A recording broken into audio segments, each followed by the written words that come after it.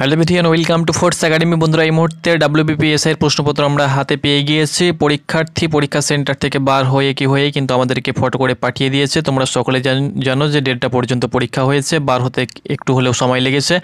তো দেখো, ছাত্রছাত্রী মোটামুটিভাবে ভালো স্কোর দিয়েছে। প্রশ্নপত্রের যে লেভেল সেটাও কিন্তু খুব একটা হার্ড ছিল সেটা বলা যাবে না, তবে মিডিয়াম প্রশ্নপত্র ছিল, খুব একটা ইজি ছিল সেটাও কিন্তু বলা যাবে না। তবে আমরা দেখো অ্যানালাইসিস করেছি, কাট অফও কিন্তু তৈরি করেছি, তোমাদেরকে ভিডিও করে দিয়েছি, অবশ্যই সেখানে চোখ রাখো। প্রশ্নপত্র কেমন ছিল তোমরা দেখে নাও, এবং আমরা যতটা পারছি তোমাদেরকে অ্যান্সার দিয়ে দেবো, এবং ছাত্ররা অবশ্যই অ্যান্সার করেছে, সেখান থেকেও তোমাদেরকে দেখিয়ে দিচ্ছে। দেখতে পাচ্ছ প্রশ্নপত্র পুরোপুরিভাবে খুব সোজাই মোটামুটিভাবে এসছে। জিকে পার্টটা মোটামুটিভাবে সোজাই এসছে, ম্যাথ একটু হলেও মিডিয়াম এসছে, তাছাড়াও অন্যান্য প্রশ্নপত্র মিলিয়ে মোটামুটিভাবে প্রশ্নপত্র মিডিয়াম এসেছে। তো এখানে দেখো তোমরা অন স্ক্রিন দেখতে পাচ্ছ, এটা কিন্তু ম্যাথ। আমি জিকেগুলো প্রথমত বলে দিচ্ছি, ম্যাথগুলো তোমাদেরকে পরবর্তী সময়ে কিন্তু অ্যান্সার করে দেওয়া হবে।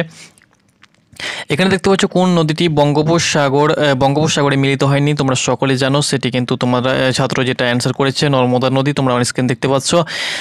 তারপরে দেখতে পাচ্ছ এখানে যে প্রশ্ন এসছে 665, এর 607, এর 8-এর 9, এর 3-এর 5, এই প্রশ্ন সঠিক উত্তর হয়ে যাবে 304। সরাসরি চলে যাব আমরা পরবর্তী পেজে, কি এসছে দেখতে পাচ্ছ। পোমোলজি হলো, তোমরা দেখতে পাচ্ছ ফল সংক্রান্ত যে বিদ্যা সেটাকে বলা হয় পোমোলজি, তোমরা অন স্ক্রিন দেখতে পাচ্ছ সেই প্রশ্নটা চলে এসেছে। সন্তোষ ট্রফি যে খেলার সঙ্গে যুক্ত, তোমরা সকলে জানো যে ক্রিকেট খেলার সঙ্গে সন্তোষ ট্রফি যুক্ত। লোহিত রক্ত কণিকা যে গঠিত হয় সেটা কিন্তু দেখতে পাচ্ছ অস্থিমজ্জায় কিন্তু লোহিত কণা গঠিত হয়। নিচের কোনটি ভারতের একটি গভীর জলের সকল আবহাওয়া উপযোগী সমুদ্রবন্দর, সেটি হলো কান্দালা, যেখানে কিন্তু সকল আবহাওয়া সেখানে কিন্তু উপযোগী হয়ে থাকে, সব রকম আবহাওয়া কিন্তু সেখানে পেয়ে যাবে। তার সঙ্গে সঙ্গে এখানে দেখতে পাচ্ছ গাছের একটি সারির মধ্যে একটি গাছ বাঁদিক দিয়ে, সেটি কিন্তু কুড়ি করেছে ছাত্রটা, তোমরা অবশ্যই কমেন্ট বক্সে জানাবে। বায়ুতে শব্দের গতিবেগ 320 মিটার পার সেকেন্ড, তোমরা অন স্ক্রিন দেখতে পাচ্ছ। সেই সঙ্গে সঙ্গে এখানে দুটি ক্রমিক মৌলিক সংখ্যার অন স্ক্রিন ম্যাথগুলো কিন্তু মোটামুটিভাবে সোজা এসছে, ছাত্র দেখতে পাচ্ছ। তারপরে প্রশ্ন জিকে সরাসরি চলে যাবো আমরা। তোমাদেরকে প্রশ্নপত্র এখানে কিন্তু আমরা সঠিক প্রশ্ন তোমাদেরকে বলছি না যে এটা সঠিক উত্তর এটা হবে, কারণ আমরা সব কিছু দেখে ভালো করে রেডি করে তোমাদেরকে জানাবো। এখানে শুধুমাত্র আমরা জাস্ট হাইলাইট হিসাবে তোমাদেরকে দেখিয়ে দিচ্ছি প্রশ্নপত্র কেমন এসেছে। ভারতীয় সংবিধানে নিচের কোন পদের জন্য ইমপিচমেন্ট বিধান নেই, সেটি কিন্তু উপরাষ্ট্রপতি। নেক্সট তোমরা অন স্ক্রিন দেখতে পাচ্ছ আরও এখানে কিন্তু একটা তোমাদের কতগুলি আয়তক্ষেত্র এখানে রয়েছে, তোমরা দেখতে পাচ্ছ 5 আর 3 8 9 10 11, সে কিন্তু ক্যালকুলেট করেছে, সঠিক উত্তর কিন্তু করেনি। বিকল্প থেকে সম্পর্ক সংখ্যাটি তোমরা অন স্ক্রিন দেখতে পাচ্ছ, এখানে 16:56, তাহলে 32 কত হবে, এটা কিন্তু রিজনিং, তোমরা অন স্ক্রিন দেখতে পাচ্ছ। ভারতীয় সংবিধানের কততম সংশোধনে ভারতের 21 বছর, যেটাকে কমিয়ে ভোটার যে লোকসভার বিধানসভা ভোটার যে আয়ু, সেটাকে 21 বছর থেকে 18 বছর করা হয়েছে। তোমরা সকলে জানো যে 61তম সংশোধনে কিন্তু এটা করা হয়েছে। কোন দেশ আমেরিকাকে স্ট্যাচু অফ লিবার্টি উপহার দিয়েছে, সেটি কিন্তু ফ্রান্স দিয়েছে। গঠন প্রক্রিয়া অনুযায়ী নিচের কোন শিলা আদিতম শিলা, তোমরা সকলে জানো যে পাললিক শিলা কিন্তু আদিতম শিলা। নেক্সট আমরা সরাসরি চলে যাব পরবর্তী প্রশ্নে, 15 নম্বর। এখানে দেখতে পাচ্ছ একটি যৌথ পরিবারে, এটা কিন্তু ম্যাথ, এটা কিন্তু রিজনিং, তোমরা দেখতে পাচ্ছ প্লাস হয় গুণ, গুণ হয় ভাগ, যেটা হয়ে থাকে তোমরা সকলে করেছো হয়তো। ক্ষুদ্রতম কোন সংখ্যা 33 দেখতে পাচ্ছ 33 এর সাথে যোগ করলে যোগফলটি পূর্ণবর্গ সংখ্যা হবে, ম্যাথ ছিল এটা। নেক্সট আমরা দেখে নেব পরবর্তী জিকে কি রয়েছে।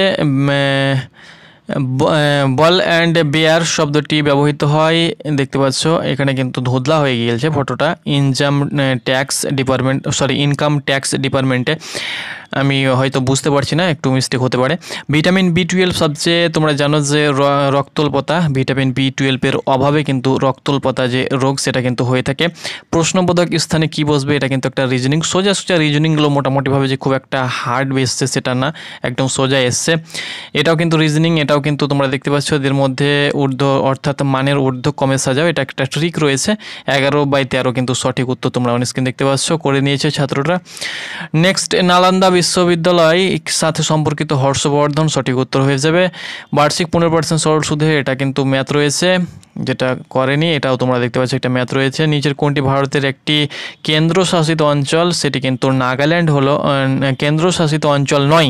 তোমরা জানো যে এখানে এটা একদম ইজি, সকলেই পারবে, একদম ইজি।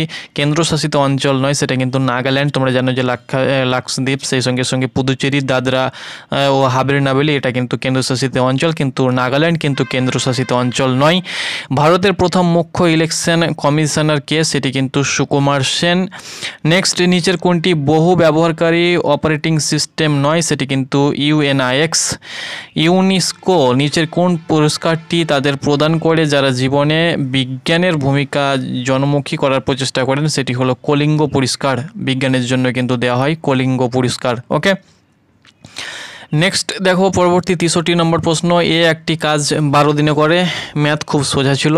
এ একটি কাজ 12 দিনে করে এবং 8 দিন সম্পন্ন করে। বি কাজটি ছেড়ে দিলে পরবর্তী কাজটি সম্পন্ন করতে কত সময় লাগবে? এটা কিন্তু দেওয়া হয়েছে। পৃথিবীর বায়ুমণ্ডলে সবচেয়ে বেশি পরিমাণে যে পদার্থ পাওয়া যায় পৃথিবীর বায়ুমণ্ডলে, তোমরা সকলে জানো যে অক্সিজেন সবথেকে পরিমাণে পৃথিবীর বায়ুতে পাওয়া যায়। একদম ইজি প্রশ্ন, সবারই জানা কিন্তু এটা প্রয়োজন।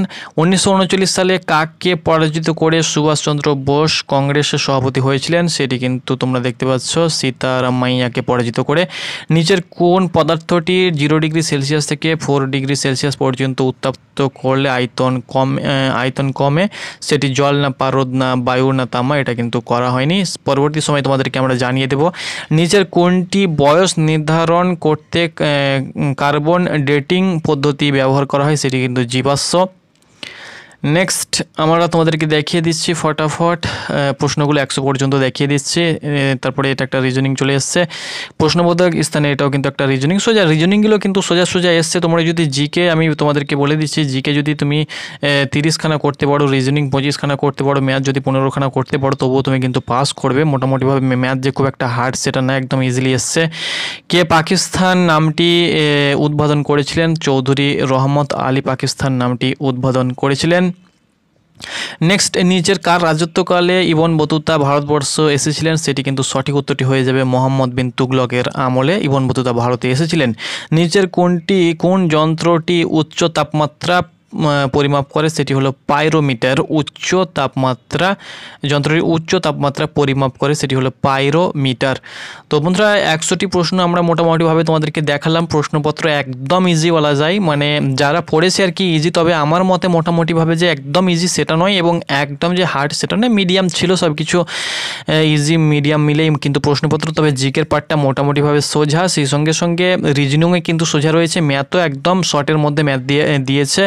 কাট অফ একটু বাড়ার সম্ভাবনা রয়েছে, তবে খুব একটা বাড়বে না, কারণ 120+ কিন্তু সকলের পক্ষে সম্ভব নয়। তো এটাই ছিল তোমাদের প্রশ্নপত্র। তোমার কত স্কোর আসছে অবশ্যই তুমি কমেন্ট বক্সে জানাও এবং পরবর্তী একদম সব কিছু ঠিকঠাক করে তোমাদেরকে অ্যান্সার কি জানিয়ে দেবো। তোমরা অপেক্ষা করো। এই মুহূর্তে প্রশ্নপত্রটা হাতে পেলাম, তোমাদেরকে মোটামুটিভাবে হাইলাইট হিসাবে জানিয়ে দিলাম।